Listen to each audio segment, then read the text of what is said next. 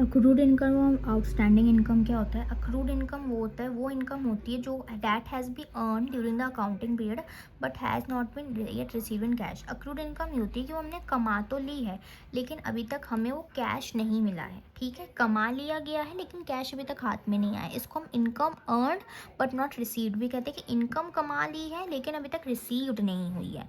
इस ये according to accrual concept, accrual concept के अनुसार such income must be recorded in the books even if the payment has not been receive. जो हम सारे concept बने थे तो एक्रूल कॉन्सेप्ट वही कहता है कि जब हमारी इनकम को हम रिकॉर्ड कर लेना चाहिए बुक्स में, जो पेमेंट्स है अगर पेमेंट रिसीव नहीं भी हुई है तो, चूँकि अपने इनकम तो कमा ली है। ठीक है, it is shown as an asset in balance sheet, हम इसको एज एन एसेट दिखाते हैं बैलेंस शीट में, चूँकि बिजनेस के पास राइट होता है कि वो अपनी जो इनकम है उसको रिसीव करे एज एन कैश या फिर चेक। ठीक है, amount in the future. Example, interest earned on investment for March but received in April. आपने मार्च में इंटरेस्ट, आप इन्वेस्टमेंट का इंटरेस्ट कमाया मार्च में लेकिन आपको अप्रैल में कैश आया रिसीव, तो आप वो मार्च में ही उसको रिकॉर्ड करोगे, नॉट इन अप्रैल, जो कि हमने कमा मार्च में लिया था। आउटस्टैंडिंग इनकम होते हैं, ये वो सारे इनकम होते हैं that has become due but is still unpaid at the end of the accounting period. ठीक है, वो इनकम जो कि ड्यू है लेकिन स्टिल अनपेड है एट द, कि वो इनकम हो गई है लेकिन अभी तक पे नहीं की गई है at the end of accounting period. इसका मतलब है amount is yet to be received even though it is already due. ठीक है, अमाउंट ड्यू है, amount is yet to be received, account जो अमाउंट है वो रिसीव करना बाकी है लेकिन वो ड्यू है। ठीक है, मतलब कमा लिया है इनकम लेकिन अभी तक मिली नहीं है। सिमिलर टू अक्रूड इनकम, ठीक है, अक्रूड इनकम से ही सिमिलर है लेकिन यहाँ पे emphasis on the due but not received expect. इसका एक्सपेक्ट है ड्यू है बट नॉट रिसीव्ड, हमें रिसीव्ड नहीं हुई है। ये भी हम एसेट साइड में दिखाते हैं बैलेंस शीट की तरफ। एग्जाम्पल, कमीशन, जो commission due to be received from an agent but not received yet. Commission due है, रिसीव करना बाकी है एक एजेंट से लेकिन अभी तक रिसीव नहीं हुआ है। तो अक्रूड इनकम और आउटस्टैंडिंग इनकम का मतलब ही होता है कि इनकम जो बिजनेस को रिसीव करना चाहिए लेकिन अभी तक रिसीव नहीं कर पाए हैं। ठीक है, ये इसमें स्मॉल डिफरेंस होता है टाइमिंग का। अक्रूड इनकम जो है अर्नड ओवर टाइम, ठीक है, कभी भी आप ले सकते हो। आउटस्टैंडिंग इनकम होता है कि ड्यू स्पेसिफिक डेट पे आपको उसे देना था लेकिन आपने अभी तक रिसीव नहीं किया है। ठीक है, डिफरेंस देख लेते हैं। Income earn but not yet received, income कमा ली लेकिन तो रिसीव नहीं की। OS income, income due but not yet received, कि इनकम उस दिन देनी थी लेकिन उस दिन भी दी नहीं है। ठीक है, फोकस होता है income earn with no cash received, इसका फोकस होता है कि इनकम ऑलरेडी ड्यू है after payment, usually earn gradually over time. और जब आउटस्टैंडिंग होता है तो वो एक ड्यू डेट होती है जो कि पास हो गई होती है। ठीक है, ये एज एन एसेट की तरह होता है, ये भी एज एन एसेट की तरह होता है, ट्रीट करते हैं। एग्जाम्पल, इंटरेस्ट अर्न कर लिया लेकिन अभी तक रिसीव नहीं हुई। और ओएस इनकम में rent receivable that is due but not received. ठीक है, रेंट की डेट, रेंट देने की डेट निकल गई है लेकिन अभी तक रिसीव नहीं हुई है। Utility of price level accounting, inflation accounting, वही यूटिलिटी इंपॉर्टेंस क्या होती है? ट्रू फाइनेंशियल पोजीशन दिखाता है, एक्यूरेट प्रॉफिट मेजरमेंट होता है, इसमें बेटर कंपैरिजन होता है, कैपिटल को प्रोटेक्ट करता है, डिसीजन मेकिंग सही होती है, fair return on investment provide करता है, यूज़फुल होता है स्टेक होल्डर के लिए और हेल्पफुल होता है during high inflation. Right issue का क्या मतलब होता है? राइट इशू एक बेसिकली मेथड होता है जिसकी वजह से कंपनी जो है वो अपनी एडिशनल कैपिटल रेज करती है, अब ये करके कि वो अपने न्यू शेयर्स को ऑफर करती है अपने एग्जिस्टिंग शेयर होल्डर को in proportion to their existing shareholding. जो शेयर होल्डर को वो ऑलरेडी शेयर्स दे रहे थे, ठीक है, अब वो उनको न्यू शेयर्स ऑफर करती है उसी प्रपोर्शन में to their existing share holder. ठीक है, ये एक शेयर होल्डर को एक राइट देता है कि वो ज़्यादा शेयर खरीद सके before the company offers them to public, कि वो ज़्यादा शेयर कंपनी से खरीद सके इससे पहले कंपनी उसे पब्लिक को ऑफर करे। शेयर होल्डर को राइट टू इशू देना, तो राइट इशू वही होता है। इसके फीचर होते हैं कि शेयर्ड और offered only to existing shareholder, सिर्फ एग्जिस्टिंग शेयर होल्डर को ही ऑफर कर सकते हो शेयर्स को, और ऑफर एट अ डिस्काउंटेड पर डिस्काउंटेड प्राइस पे ऑफर करते हैं। शेयर होल्डर जो है सब्सक्राइब कर सकता है न्यू शेयर्स पे और सेल या ट्रांसफ़र कर सकता है their right to someone else. ठीक है, शेयर होल्डर उसको ट्रांसफ़र या सेल कर सकता है। अपने राइट को अपने राइट को ट्रांसफ़र भी कर सकता है किसी और को, ठीक है, इग्नोर कर सक और या फिर ऑफ़र को इग्नोर भी कर सकता है। हेल्प करता है कंपनी को फंड्स को रेज़ करने में विदाउट टेकिंग लोन्स। एग्जांपल है, कंपनी अनाउंस करती है 1:5 का राइट इशू, तो इसका मतलब होता है for every 5 shares you already hold, कि एक शेयर होल्डर है, ठीक है, आपके पास 5 शेयर्स है जो आप होल्ड कर सकते हो, तो आपके पास राइट होता है कि आप एक न्यू शेयर और ले सकते हो, ठीक है। 5 शेयर होते हैं, उनमें से आप एक खरीद सकते हो, ठीक है। 5 शेयर्स यू ऑलरेडी होल्ड, जो 5 शेयर्स आप ऑलरेडी होल्ड कर रहे हो, ठीक है, तो आपके पास राइट होता है कि आप एक और न्यू शेयर ले सकते हो, यूजुअली लोअर प्राइस पे, ठीक है। Why company issue rights, issue क्यों करती है राइट्स को, ताकि कैपिटल जो रेस कर सके कैपिटल को अपने एक्सपेंशन के लिए, डेट को रीपे कर सके, इम्प्रूव कर सके फाइनेंशियल हेल्थ को, और स्ट्रेंथन कर सके अपने वर्किंग कैपिटल को। अब सिंकिंग फंड क्या होता है? सिंकिंग फंड एक स्पेशल फंड होता है जो कि एक बिजनेस क्रिएट करती है या फिर गवर्नमेंट क्रिएट करती है, इन विच इसके अंदर फिक्स्ड अमाउंट ऑफ मनी को हम वो साइड में रख देते हैं हर साल for a specific future purpose, ठीक है। सिंकिंग फंड होता है अपना, अगर आपके पास 1000 रुपये, उसमें से आपने 500 रुपये साइड में रख दिए क्योंकि आपको उससे कुछ काम है, तो एक स्पेसिफिक फ्यूचर पर्पस के लिए, आने वाले स्पेसिफिक पर्पस के लिए आपने उसको सेट असाइड साइड में रख दिया। यूजुअली बेसिकली होता है कि आप लॉन्ग टर्म लाइबिलिटी रीपे कर सकते हो या फिर एक फिक्स्ड एसेट को रिप्लेस कर सकते हो। ये सेविंग की तरह होता है, ठीक है। सेविंग ग्रेजुअली धीरे धीरे सेव करना, ताकि आप एक लार्ज पेमेंट को फ्यूचर में आराम से पे कर सकते हो। फीचर्स होते हैं कि एक फिक्स्ड अमाउंट है वो हमेशा रेगुलरली डिपॉजिटेड होता है, मनी यूजुअली इन्वेस्टेड होता है, so it earns invest. Fund create होता है एक स्पेसिफिक पर्पस के लिए ही, हेल्प करता है बिजनेस को अवॉइड करने में फाइनेंशियल बर्डन को eight the time of repayment. Purpose redemption of debenture और बॉन्ड्स, ठीक है। कंपनी एक जो थोड़े से पैसे को साइड रख देती है अपने डिबेंचर को रीपे करने के लिए, डिबेंचर होल्डर को रीपे करने के लिए at maturity. Replacement of fixed asset, ताकि वो अपने कॉस्टली एसेट्स को रिप्लेस कर सके, जैसे कि machinery, building, when they become obsolete. Repayment of long term loans, ये हेल्प करता है इंश्योर करने में कि बिजनेस के पास इनफ फंड्स रहे ताकि वो लोन पे कर सके। एग्जाम्पल, एक कंपनी को रीपे करना है 10 लाख, ठीक है, आफ्टर 5 ईयर्स, 5 साल के बाद उसे 10 लाख को रीपे करना है। तो instead of arranging a large amount, वो एक लार्ज अमाउंट को अरेंज करने से एक अच्छा है एक बारी में, वो अपना जो डिपॉजिट करती है 1,50,000 हर साल इनटू अ सिंकिंग फंड, ठीक है, विद इंटरेस्ट। तो फंड जो है बढ़ता रहता है 10 लाख तक बाय ईयर 5, 5 साल तक 10 लाख हो जाते हैं। तो रिड्यूस करता है बर्डन ऑफ लमसम पेमेंट, यानी कि एक साथ सारा पैसा इकट्ठा करने का बर्डन कम करता है। बेनिफिट होता है कि फाइनेंशियल डिसिप्लिन इंश्योर करता है, रिड्यूस करता है रिस्क ऑफ डिफॉल्ट, हेल्प करता है टाइमली रिपेमेंट ऑफ डेट्स में, प्रोवाइड करता है सिक्योरिटी टू इन्वेस्टर, और रिप्लेसमेंट ऑफ एसेट ईजियर बनाता है। Explain deferred revenue expenditure. Deferred revenue expenditure क्या होता है? इसका मतलब होता है ये वो एक्सपेंस होते हैं जिसमें जो revenue which are revenue in nature, जो कि नेचर में रेवेन्यू इनकम होते हैं, इनकम नेचर के होते हैं, रेवेन्यू नेचर के होते हैं, लेकिन उनके बेनिफिट आपको last for more than 1 accounting year मिलेंगे। एक से ज़्यादा साल आपको उसका आपको बेनिफिट मिलेगा, ठीक है। Since the benefit is long term, benefit long term है, तो जो expense is not charge fully in 1 year, तो एक्सपेंस भी उसका आपका 1 साल के अंदर ही सारा चार्ज नहीं कर लेंगे। Instead it is spread over several years, ये आपको सिविल ईयर्स में स्प्रेड होगा, ठीक है। डिफर्ड उनका मतलब होता है पोस्टपोन या फिर फ्यूचर पेमेंट्स। तो जो रेवेन्यू एक्सपेंडिचर पोस्टपोन या एलोकेटेड है over future year, as future periods will also get the benefit, तो फ्यूचर में आपको उसका बेनिफिट मिलेगा रेवेन्यू का। ये it is a revenue expenditure not capital expenditure. ये बेनिफिट आपको 2 साल से ज़्यादा भी मिल सकता है। ओनली अ पोर्शन जो रिटर्न ऑफ होता है to the P&L account each year उसका, ठीक है। रिमेनिंग अमाउंट जो है वो asset side of the balance sheet आपको दिखाया जाता है। एग्जाम्पल, हेवी एडवर्टाइजिंग कैंपेन्स है, ठीक है, जो कि बेनिफिट करता है बिजनेस को फॉर मैनी ईयर्स। तो cost of launching a new product. Provision और रिजर्व के बीच क्या डिफरेंस होता है और ऑब्जेक्टिव क्या होता है दोनों का? प्रोविजन एक चार्ज अगेंस्ट प्रॉफिट होता है, ठीक है, एक अमाउंट होता है जो हम साइड में रख देते हैं by charging it to P&L account to provide for a known liability the amount of which contribute development. So provision का सीधा सीधा मतलब होता है कि आपने प्रॉफिट कमाया और उसमें से ना कुछ अमाउंट को आपने साइड में रख दिया, ठीक है, ताकि अब अपने आने वाली नॉन लाइबिलिटी को, ठीक है, the amount of which can not be determined accuracy, non liability को या फिर आने वाली लाइबिलिटी को, जो कि मतलब आपको पता नहीं है आ सकती है कोई भी लाइबिलिटी, उसको आप पे कर सको, ठीक है।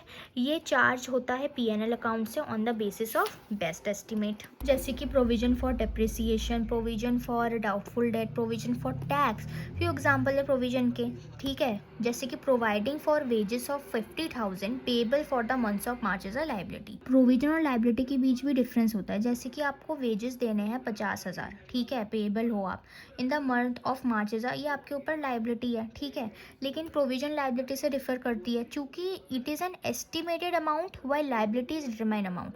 ये प्रोविजन एक एस्टिमेटेड अमाउंट है, आप एक्यूरेटली नहीं जानते कि कितना अमाउंट आपको आगे जाके देना पड़ेगा, ठीक है, लेकिन लाइबिलिटी डिटरमाइंड अमाउंट है कि आप पेएबल हो, आगे जाके आपको इतना इतना देना है, पर्पस कि आप एंटिसिपेटेड लॉस को काउंट कर सको, ताकि आप depletion in the value of assets को अकाउंट कर सको और आप अकाउंट कर सको लाइबिलिटीज़ जो कि आगे जाके आ सकती है। ये हम पीएनएल अकाउंट में डेबिट करते हैं चूँकि ये चार्ज अगेंस्ट प्रॉफिट है।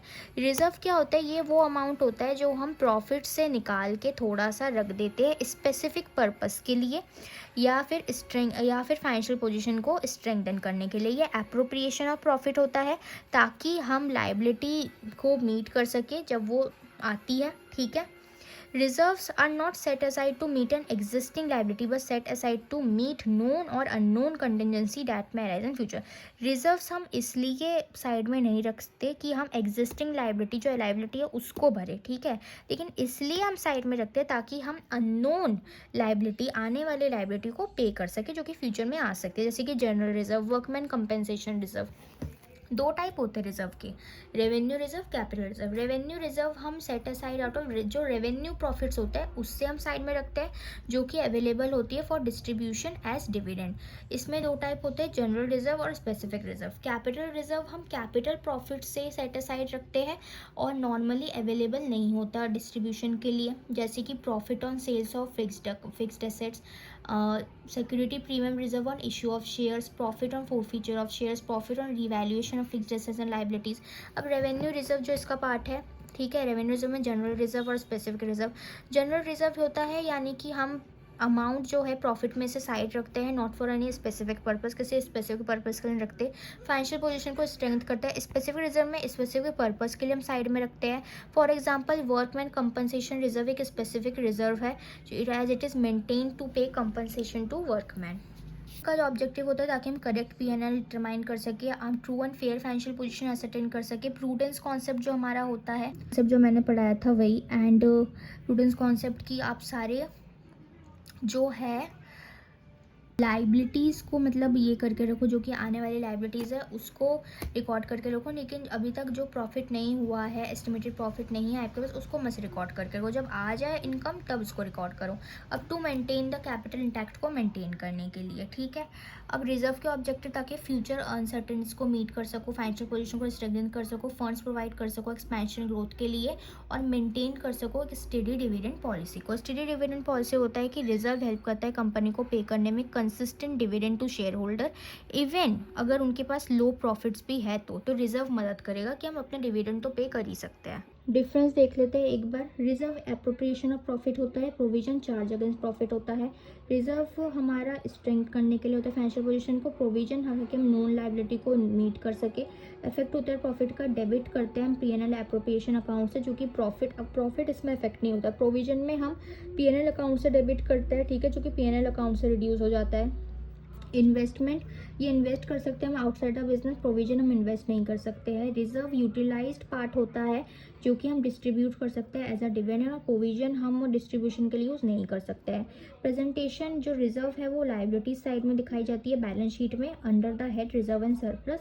प्रोविजन जो है वो एज अ लाइबिलिटी भी दिखा सकते हैं under the head current liabilities में। कॉल सिनेरियो यानी कि कॉल सिनेरियस और कॉल्स इन एडवांस में क्या फ़र्क होता है? कॉल्स इन एरियर्स हमारा जो अमाउंट शेयर होल्डर पे नहीं कर पाया when a call becomes due, ठीक है, फेल टू पे। कॉल्स एंड एडवांस की शेयर होल्डर ने एडवांस में पे कर दिया है कॉल को, ठीक है, company share holder before the company के कॉल करने से पहले ही अमाउंट पे कर दिया गया है। कॉल्स इन एरियर्स नेचर, ये अनपेड अमाउंट होता है, ये प्रीपेड अमाउंट होता है, ये हम कॉल्ड अप कैपिटल से डिडक्ट करते हैं, इसको हम लाइबिलिटीज़ के अंडर दिखाते हैं और शेयर कैपिटल के अंडर दिखाते हैं। कंपनी चार्ज करती है इंटरेस्ट, जो कॉल्स एंड एरियर्स में इंटरेस्ट जो चार्ज करती है वो 5 to 10% होता है, इसमें 6% चार्ज करती है interest on calls in advance. Share holder defaulter बन जाता है, शेयर होल्डर अर्ली पेयर बन जाता है, ठीक है। एडिड लेटर व्हेन पेड, ठीक है, हम इसको बाद में पे करते हैं, एडजस्टमेंट इन फाइन कॉल जो करते हैं बाद में पे करते हैं, ठीक है, हमको बाद में प्लस करते हैं, ऐड करते हैं जब पे हो जाता है। इसको हम एडजस्ट करते हैं against the next call amount, जो कि नेक्स्ट कॉल अमाउंट आता है उसमें हम एडजस्ट करते हैं, ठीक है। Risk and security, weak financial position दिखाता है शेयर होल्डर की, और एक स्ट्रॉन्ग लिक्विडिटी पोजीशन दिखाता है शेयर होल्डर की। फोर फीचर ऑफ शेयर्स और सरेंडर ऑफ शेयर्स क्या होता है? Four feature is when the company cancels the shares of a share holder as he or she didn't pay call money, so it is a compulsory termination. Forfeiture वो होता है जब company cancel कर देती है एक शेयर होल्डर के shares को, जब वो उस जो अपनी कॉल मनी को पे नहीं कर पाता है। सरेंडर ऑफ शेयर्स होता है कि सरेंडर वो होता है जब एक शेयर होल्डर वॉलंटरीली रिटर्न करता है शेयर्स को टू द कंपनी, शेयर्स को रिटर्न करता है कंपनी को, ठीक है। सरेंडर ऑफ शेयर्स की, जो अगर शेयर होल्डर ने शेयर्स लिए, ठीक है, और उसने कंपनी को वापस कर दिया, सरेंडर कर दिया, ठीक है, तो वो होता है कंपलसरी टर्मिनेशन होता है कि अगर तुमने पे अपने कॉल्स इन एरियर्स को पे नहीं किया है तो हम तुमसे तुम्हारे शेयर्स कैंसिल कर देंगे, ठीक है। ये वॉलंटरी एक्ट होता है शेयर होल्डर के, यानी कि अपनी मर्जी होती है कि शेयर होल्डर को अब वो शेयर्स नहीं चाहिए तो उसने सरेंडर कर दिए, वापस दे दिए, ठीक है। Initiated by the company, forfeiture of shares company initiate करती है, ये शेयर होल्डर इनिशिएट करता है। नॉन पेमेंट रीज़न होता है कि कॉल्स या फिर डिले इन पेमेंट हो गया, और जहाँ पे शेयर होल्डर फ्यूचर कॉल्स को पे नहीं कर पाएगा और वो फोर फीचर को अवॉइड करना चाहता है तो पहले से ही वो शेयर्स को सरेंडर कर देता है। ये लीगली फुल्ली रिकॉग्नाइज्ड होता है और क्लियरली कंपनी एक्ट के अंडर होता है, और ये जनरली ऐसा कुछ लीगल इसका कुछ है नहीं, क्योंकि ये ऑल्टरनेटिव है फोर फीचर का। नेचर होता है शेयर होल्डर को पनिशमेंट होती है और शेयर होल्डर की रिक्वेस्ट होती है इसमें, ठीक है। कोई कंसिडरेशन नहीं होती। And received a shares are simply cancel, सिर्फ कैंसिल कर दिए जाते हैं अगर तुमने पे नहीं किया तो, इसमें कोई कंसिडरेशन नहीं दी जाती है। शेयर कैपिटल रिड्यूस हो जाता है, शेयर कैपिटल भी इसमें रिड्यूस होता है similar to forfeiture. Forfeited shares can be re issue by the company at discount, forfeited shares को हम री इशू भी कर सकते हैं डिस्काउंट पे। सरेंडर शेयर्स को हम एज फॉरफिटेड की तरह ट्रीट करते हैं और इसको भी हम री इशू कर सकते हैं। Four feature account is credited with amount receive, जो अमाउंट रिसीव होता है उससे क्रेडिट करते हैं और शेयर कैपिटल को डेबिट करते हैं। ये हम फोर फीटेड की तरह ट्रीट करते हैं और ये कंपलसरी होते हैं या नॉट कंपलसरी होता है। Depreciation can be charge on replacement cost of assets comment. Depreciation normally calculate होता है on the historical cost, original cost of an asset पे, ठीक है, ओरिजिनल परचेज प्राइस पे। हाउएवर जो कुछ अकाउंटेंट्स होते हैं वो आर्ग्यू करते हैं कि depreciation should be based on the replacement cost, replacement cost पे बेस्ड होना चाहिए। The cost require to replace the asset today, जो कॉस्ट की ज़रूरत होती है ताकि हम एसेट को रिप्लेस कर सकें।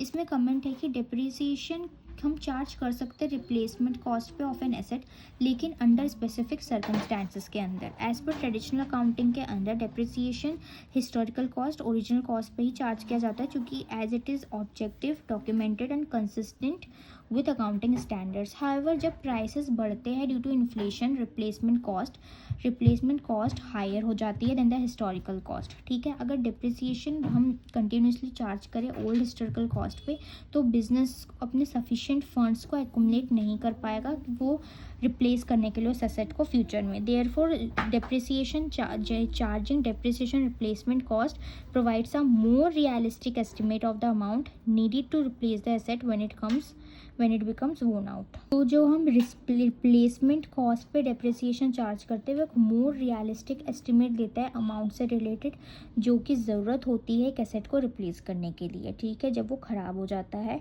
और ये मेथड कॉमनली यूज़ होता है इन्फ्लेशन अकाउंटिंग में और करंट कॉस्ट अकाउंटिंग में। तो डिप्रिसिएशन रिप्लेसमेंट कॉस्ट एक एक्यूरेट मेजर देता है कैपिटल कंजम्पशन का और हेल्प करता है मेंटेन करने में फिजिकल कैपिटल ऑफ बिजनेस, लेकिन ये वाइडली एक्सेप्टेड नहीं है under conventional accounting standards. which prefer historical cost. Depreciation method is to charge depreciation in case of livestock and loose tools. ये स्टेटमेंट करेक्ट नहीं है. डेप्रेशन मेथड क्या होता है कि वो नेचुरल रिसोर्सेज के लिए यूज़ किया जाता है, लाइफ स्टॉक या लूज टूल्स के लिए ये नहीं किया जाता. डेप्रेशन मेथड यूज़ किया जाता है ताकि हम डेप्रिसिएशन चार्ज कर सकें और नेचुरल रिसोर्सेज जैसे कि माइंस, ऑयल वेल्स, ठीक है, ये बेस्ड होता है अमाउंट एक्सट्रैक्टेड और consume. Livestock not depreciated by depletion.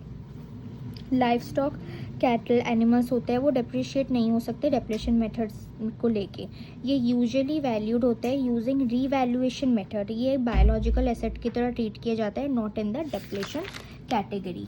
Then loose tools हम not depreciated by depletion. Loose tools small tools होता है, इंस्ट्रूमेंट्स होते हैं, तो ये डेप्रिशिएट नहीं कर सकते हम डेप्लेशन मेथड से. Generally treated as consumer item की तरह हम ट्रीट करते हैं.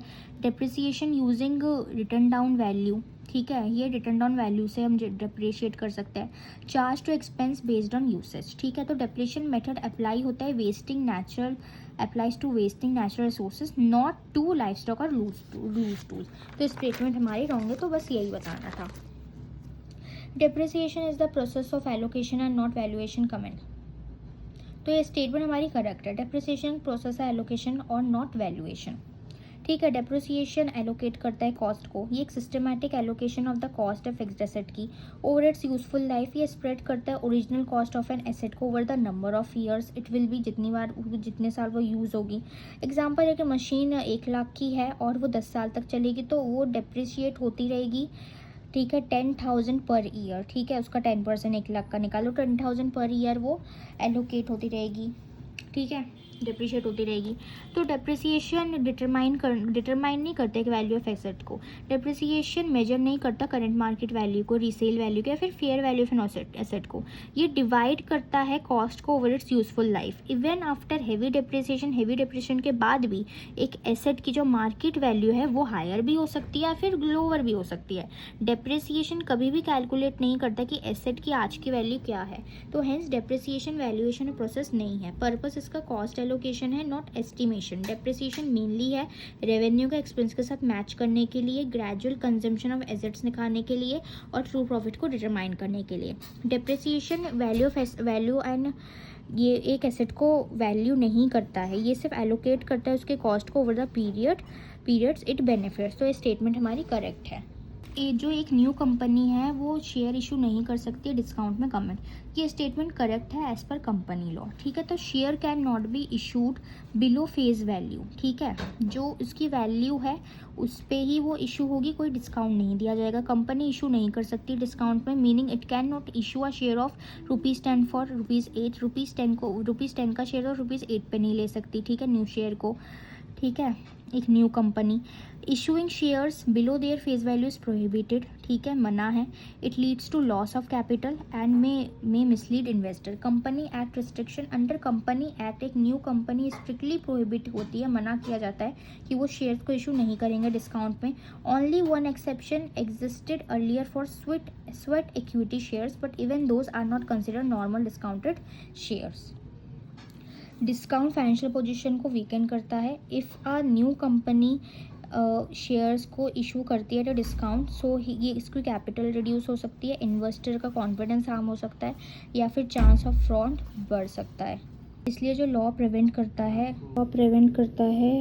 कि प्रोटेक्ट करे, prevents this to protect the company, ठीक है, और शेयर होल्डर के इंटरेस्ट को. सिर्फ इशू हो सकता है एट पार या फिर सिक्योरिटी प्रीमियम रिजर्व पे, ठीक है. न्यू कंपनी को अलाउ है कि वह शेयर इशू कर सकती है पार पे, फेस वैल्यू पे या फिर premium above the face value, but never at discount, कम दाम पे नहीं. न्यू कंपनी कभी भी शेयर इशू नहीं कर सकती डिस्काउंट पे, चूँकि कंपनी एक्ट प्रोहिबिट करता है उसको. डिस्काउंट पे इशू करने से कैपिटल रिड्यूस हो गया या फिर अनफेयर प्रैक्टिसेस भी हो सकती है. देयरफॉर शेयर्स को हम पार या प्रीमियम पे ही ले सकते हैं एक new company. Forfeited shares can be re issued at any price. Forfeited shares को हम री इशू कर सकते हैं किसी भी प्राइस पे. ये स्टेटमेंट पार्टली करेक्ट है लेकिन प्रॉपर एक्सप्लेनेशन की ज़रूरत है. जब शेयर्स फोरफिट होते हैं तो as a shareholder, forfeit कब होता है जब शेयर होल्डर कॉल मनी पे नहीं करता, तो कंपनी री इशू कर सकती है फोरफिटेड शेयर्स को एट एनी प्राइस, ठीक है.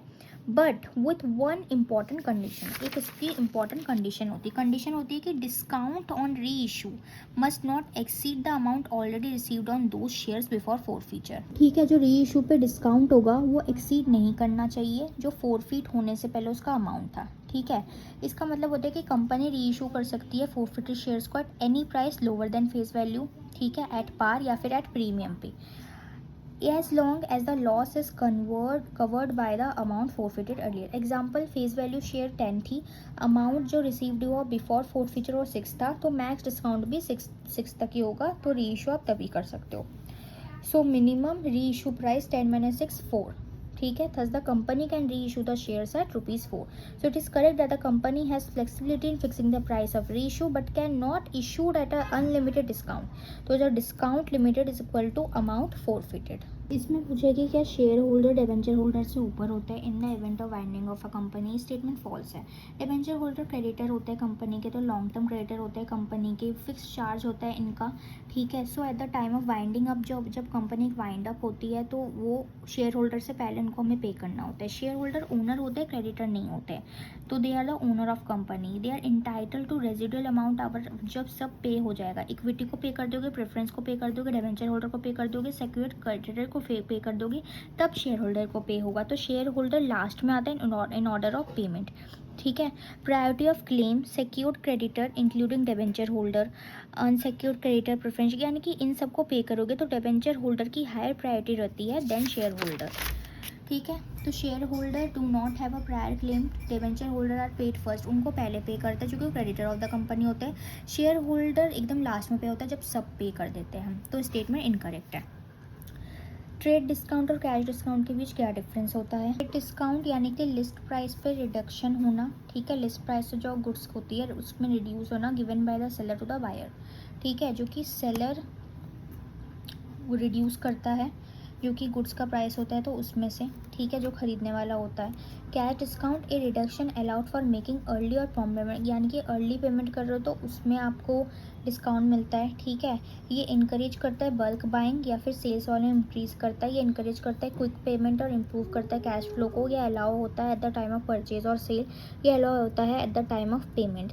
ये रिकॉर्ड नहीं किया जाता बुक्स में, लेकिन नेट अमाउंट जो टोटल अमाउंट है उसको रिकॉर्ड करते हैं। ये हमेशा बुक में रिकॉर्ड होता है डिस्काउंट अलाउड और डिस्काउंट रिसीव्ड के नाम से।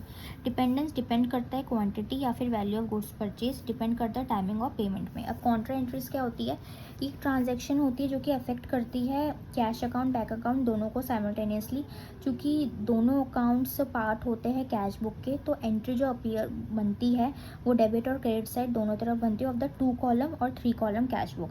ये एंट्री हम मार्क करते हैं लेटर सी की तरह इंडिकेट करने के लिए कॉन्ट्रा अपोजिट एंट्री है, और इसके लिए पोस्टिंग नहीं लगती लेजर के लिए। ये कैश जैसे कि दबाती जब हम कैश बैंक में डिपॉजिट करते हैं या फिर बैंक से कैश लेते हैं ऑफिस यूज़ के लिए, या फिर हम एक बैंक से दूसरे बैंक में ट्रांसफ़र करते हैं। एग्जांपल, कैश हमने बैंक में डिपॉजिट किया 10,000, तो bank account to cash account उसकी एंट्री बनेगी 10,000 और हम मार्क्ड एज, उसको हम सी मार्क्ड कर देंगे। जो हमारा यहाँ पे फोलियो होता है ना, तो यहाँ पे हम सी लिख देंगे। होता है जब accurate cash and bank balance maintain करने के लिए अवॉइड करता है double posting in ledger, record करता है internal cash bank movements. Conclusion, contra entry essential है जो कि रिफ्लेक्ट करता है इंटरनल कैश और बैंक एडजस्टमेंट को within the business without affecting overall financial position. Eliminate करता है need for ledger posting, save time, reliable tool होता है फॉर ट्रैकिंग लिक्विडिटी। अब यूटिलिटी फाइनेंशियल अकाउंटिंग की इंपॉर्टेंस क्या होती है मैनेजर के लिए एक ऑर्गेनाइजेशन में। Planning, forecasting, decision making, performance evaluate कर सकते हो, प्रॉपर कंट्रोल होगा ओवर रिसोर्सेज, मेंटेन करता है ट्रांसपेरेंसी, अकाउंटेबिलिटी, रेजिंग फाइनेंस के लिए सही रहता है, ठीक है। सपोर्ट करता है compliance with law and regulation, assist करता है वर्किंग कैपिटल मैनेजमेंट, फैसिलिटेट करता है इंटरनल और एक्सटर्नल कम्युनिकेशन और हेल्प करता है स्ट्रैटेजिक ग्रोथ एंड एक्सपेंशन में। क्लासिफिकेशन ऑफ अकाउंट क्या होता है और ये डिफरेंट टाइप्स ऑफ अकाउंट क्या होते हैं, तो इसका मतलब होता है कि ग्रुप करना फाइनेंशियल ट्रांजैक्शन को different categories based on their nature, ठीक है, नेचर के अकॉर्डिंग उसको ग्रुप करना अलग अलग कैटेगरी में, हेल्प करता है आइडेंटिफाई करने में कि किस अकाउंट को डेबिट करे और किस अकाउंट को क्रेडिट करे while passing journal entry. Proper classification ensure करता है accuracy, uniformity, clarity in the accounting system. Accounts हमारे क्लासीफाई होते हैं according to the traditional approach and the modern accounting approach. इसके 2 टाइप होते हैं, traditional classification of account, personal account, real account, nominal account, PRN। Modern classification asset, liability, capital, revenue, expense. Classification account में personal account, ये account वो होता है जो कि रिलेटेड टू पर्सन या कंपनी या फर्म्स एंड ऑर्गेनाइजेशन होता है। Natural person, artificial person, representative personal account. Natural person हमारे ह्यूमन बींग जैसे कि रोहन अकाउंट। आर्टिफिशियल पर्सन जैसे कि कंपनी का account, institution like bank account.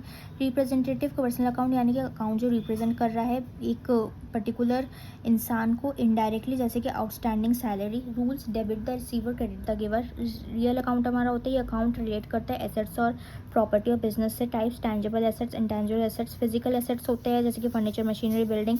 Intangible होते हैं नॉन फिजिकल एसेट्स जैसे कि गुडविल, पेटेंट्स, ट्रेडमार्क।